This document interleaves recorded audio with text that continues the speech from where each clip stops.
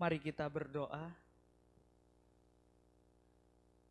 Bapa, kami bersyukur ya Tuhan untuk kesempatan yang indah yang telah Tuhan nyatakan bagi setiap kami.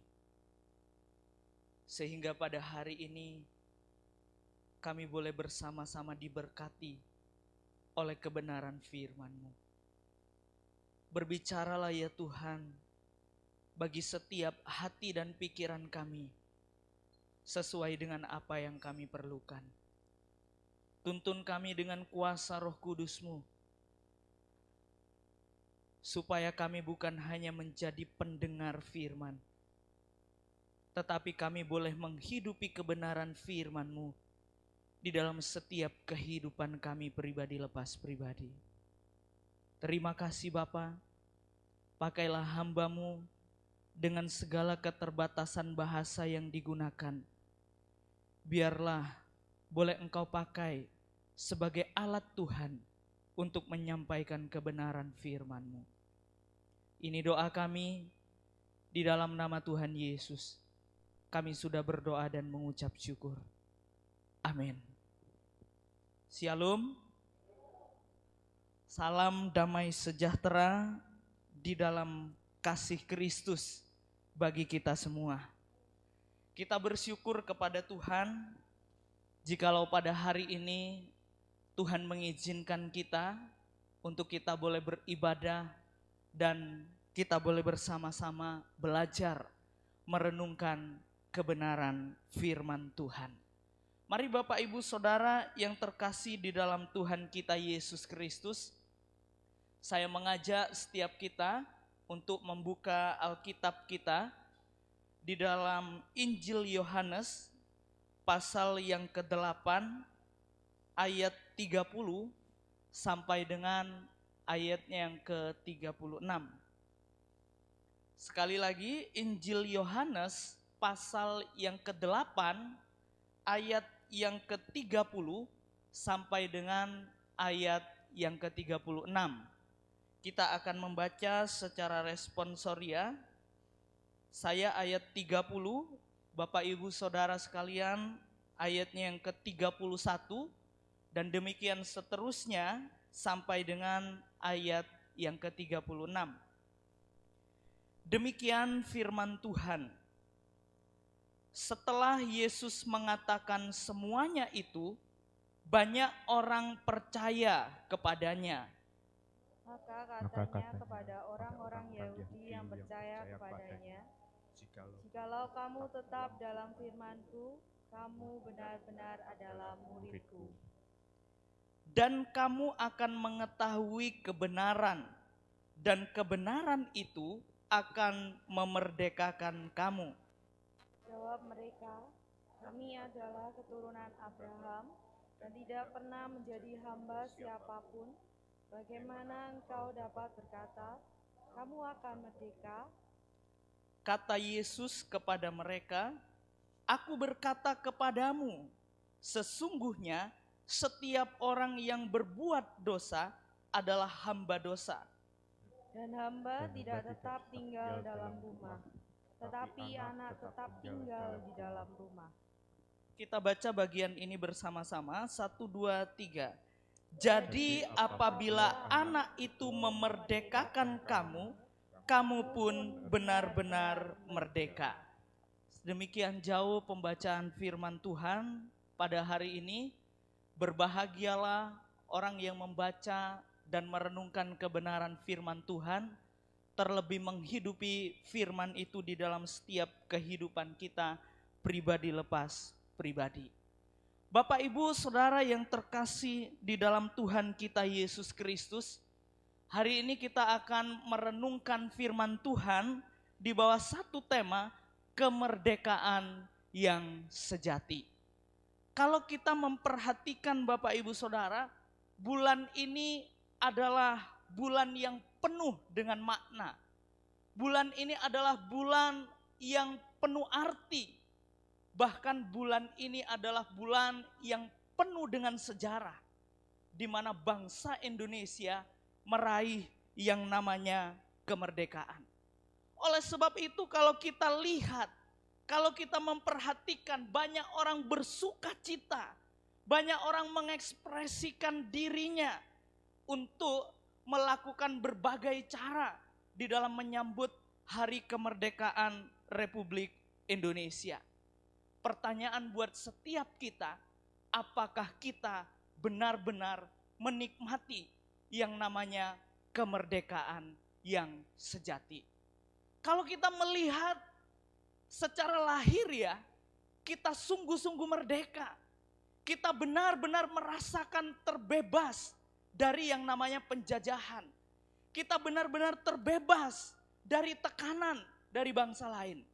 Tetapi pertanyaan saya, apakah Bapak Ibu Saudara sekalian secara rohani sungguh-sungguh merdeka di hadapan Tuhan? Sungguh-sungguh merasakan yang namanya kemerdekaan yang sejati. Bapak Ibu Saudara, oleh sebab itu tema kita hari ini berbicara tentang kemerdekaan yang sejati. Mari kita bersama-sama perhatikan, sebagai orang yang percaya seharusnya kita patut bersyukur di hadapan Tuhan. Mengapa Bapak Ibu Saudara saya mengatakan demikian? Ingatlah bahwa peristiwa yang lampau, Tuhan Yesus sudah mati di atas kayu salib, menebus setiap dosa dan pelanggaran Bapak Ibu Saudara dan saya. Sehingga setiap kita yang percaya kepada Dia, kita tidak binasa, tetapi kita memperoleh hidup yang kekal. Karya penebusan Kristus di atas kayu salib membawa kita untuk kita benar-benar memperoleh yang namanya kemerdekaan yang sejati. Oleh sebab itu Paulus mengatakan kepada jemaat di Roma, di dalam kitab Roma pasal yang ke-6 ayatnya yang ke-18 dituliskan demikian. Kamu telah dimerdekakan dari dosa dan menjadi hamba kebenaran. Bapak Ibu Saudara, kalau kita memperhatikan bagian ini adalah sesuatu yang luar biasa. Karena Kristus telah memerdekakan kita dari dosa, sehingga kita yang percaya kepada Dia, kita tidak binasa. Kita adalah menjadi hamba kebenaran. Bapak Ibu Saudara, mari kita kembali kepada teks kita pada hari ini di dalam Yohanes pasal yang ke-8 ayat 30 sampai dengan ayatnya yang ke-36. Ingatlah, ketika kita memahami Injil Yohanes ini, ada satu hal penting yang perlu kita perhatikan, yaitu inti pemberitaan dari Injil Yohanes. Apa inti dari pemberitaan Injil Yohanes? Injil Yohanes ingin memberitakan bahwa Yesus Kristus adalah Mesias yang dinanti-nantikan. Yesus Kristus adalah juru selamat yang akan memerdekakan kita. Yesus Kristus adalah Mesias yang akan melepaskan kita, yang akan memerdekakan kita dari hukum dosa, dari hukum yang lain, sehingga kita boleh dilayakkan Tuhan untuk memperoleh kehidupan yang kekal. Maka dari itu, Bapak Ibu Saudara yang terkasih di dalam Tuhan, mari kita memperhatikan di dalam ayat yang ke-30, ketika Yesus menyatakan dirinya bahwa Ia adalah Mesias. Banyak orang yang percaya kepadanya. Pertanyaan saya, apakah mereka sungguh-sungguh percaya kepada Yesus Kristus? Apakah mereka benar-benar percaya dengan kesungguhan hati kepada Mesias yang sudah datang, yang dinanti-nantikan itu? Bapak Ibu Saudara yang terkasih dalam Tuhan, ayat yang ke-30 ini menunjukkan bahwa kepercayaan mereka, kepercayaan orang-orang pada waktu itu membutuhkan pengujian. Oleh sebab itu, mari kita bersama memperhatikan, banyak orang yang percaya, banyak orang yang menerima, tetapi pada waktu itu tidak dengan kesungguhan hati. Kalau kita memperhatikan pada masa kini, Banyak orang menerima Alkitab, banyak orang menerima dan percaya mengakui bahwa Yesus itu adalah utusan. Tetapi sedikit orang yang dengan kesungguhan hati untuk percaya kepada Tuhan Yesus yang adalah Tuhan dan Juru Selamat kita. Mari Bapak Ibu Saudara perhatikan di dalam Yohanes 8 ayat yang ke-31 sampai dengan ayat yang ke-32. Alkitab mencatat demikian. Maka katanya kepada orang-orang Yahudi yang percaya kepadanya, jikalau kamu tetap dalam firman-Ku, maka kamu benar-benar adalah murid-Ku, dan kamu akan mengetahui kebenaran, dan kebenaran itu akan memerdekakan kamu. Bapak Ibu Saudara yang terkasih di dalam Tuhan kita Yesus Kristus, ayat ini sangat penting untuk kita renungkan bersama. Ayat ini mau menyatakan kepada setiap kita bahwa orang yang mempunyai kemerdekaan yang sejati adalah orang yang tinggal di dalam firman Tuhan. Mengapa demikian Bapak Ibu Saudara? Karena orang yang tinggal di dalam firman Tuhan, Alkitab mencatat mereka akan memperoleh yang namanya kebenaran. Apa kebenaran itu? Kebenaran itu adalah Yesus Kristus, Sang Mesias yang akan menyelamatkan kita, yang akan memerdekakan kita dari hukum dosa. Oleh sebab itu, sekali lagi Rasul Paulus menuliskan di dalam surat Galatia pasal yang kelima ayat yang pertama. Di situ Alkitab mencatat demikian. Supaya kita sungguh-sungguh merdeka, Kristus telah memerdekakan kita.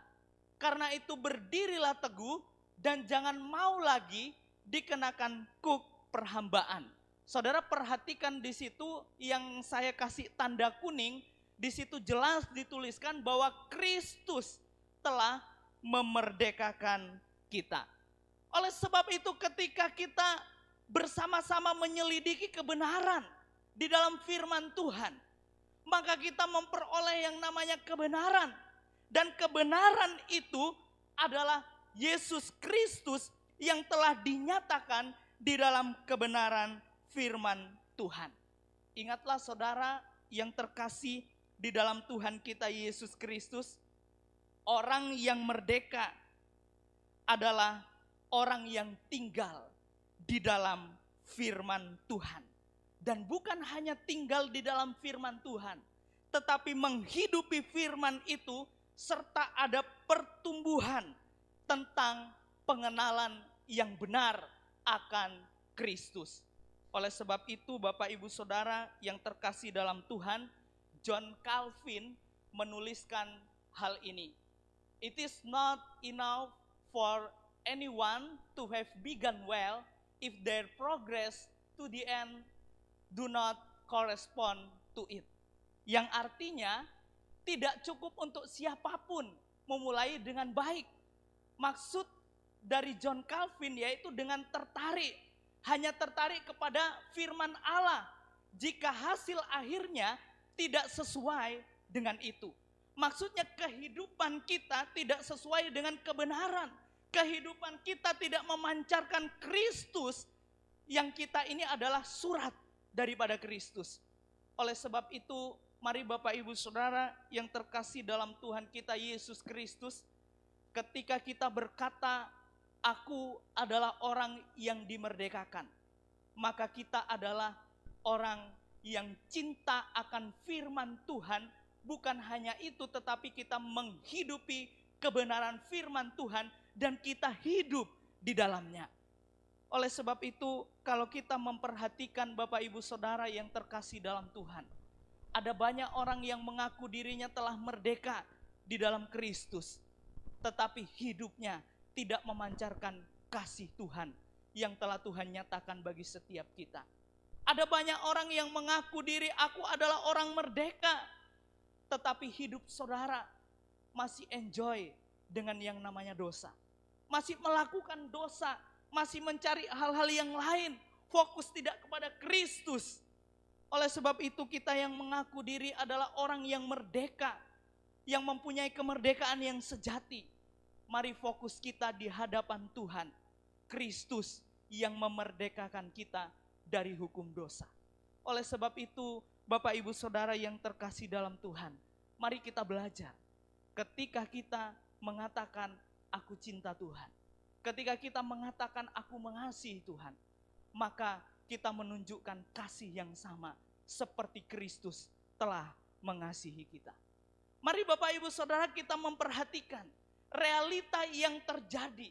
Apa respon manusia ketika mendengar kemerdekaan yang sejati? Mari kita perhatikan di dalam Injil Yohanes pasal yang ke-8 ayat yang ke-33. Di sini Alkitab mencatat demikian. Jawab mereka, kami adalah keturunan Abraham dan tidak pernah menjadi hamba siapapun. Bagaimana engkau dapat berkata kamu akan merdeka? Bapak Ibu Saudara, inilah respon manusia pada waktu itu. Ketika melihat Yesus yang adalah Mesias yang dinanti-nantikan itu telah datang ke dunia ini. Apa responnya? Yaitu mereka tidak mau menerima bahwa Yesus adalah Mesias.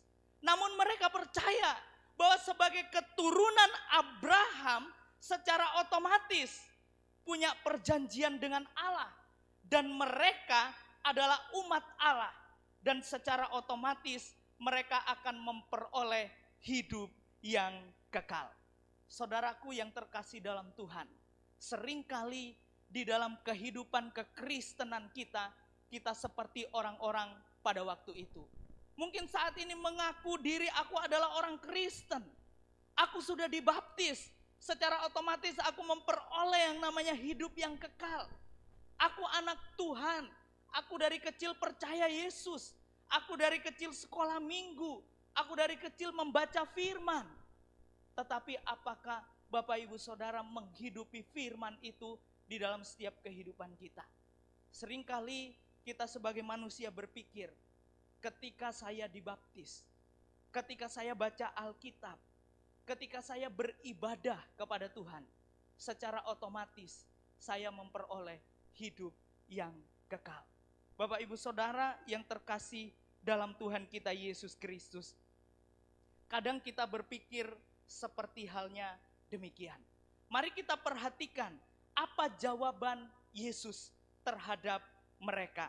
Mari kita buka, perhatikan Alkitab kita di dalam Yohanes pasal yang ke-8 ayat 34 sampai dengan ayat yang ke-36. Di situ Alkitab mencatat, kata Yesus kepada mereka, aku berkata kepadamu, sesungguhnya setiap orang yang berbuat dosa adalah hamba Allah. Dan setiap orang yang berbuat dosa, maaf di situ salah, adalah hamba dosa. Dan hamba tidak tetap tinggal dalam rumah, tetapi anak tetap tinggal di dalam rumah. Jadi apabila anak itu memerdekakan kamu, kamu pun benar-benar merdeka. Nah Bapak Ibu Saudara yang terkasih dalam Tuhan kita Yesus Kristus, ayat ini mau menunjukkan bahwa tidak ada manusia yang sempurna di hadapan Tuhan. Manusia sudah diperbudak oleh yang namanya dosa. Manusia terikat oleh dosa. Manusia menjadi seteru Allah. Manusia harus binasa oleh karena dosa. Namun Bapak Ibu Saudara yang terkasih di dalam Tuhan kita Yesus Kristus, Yesus Kristus Sang Mesias itu telah datang untuk memerdekakan saudara. Sehingga saudara yang awalnya menjadi seteru Allah menjadi layak di hadapan Tuhan untuk memperoleh hidup yang kekal. Saudara yang terkasih dalam Tuhan kita Yesus Kristus, pertanyaan saya, apakah saudara sudah mempunyai kemerdekaan yang sejati? Mari kita merenungkan di hadapan Tuhan. Apakah saudara sudah hidup di dalam firman yang memerdekakan kita? Ingatlah saudara bahwa di dalam kehidupan ini, bahwa kebenaran, ketika kita tinggal di dalam kebenaran itu yang memerdekakan kita dari segala belenggu dan menjadikan kita serupa dan segambar dengan Allah. Mari kita baca bagian ini bersama-sama.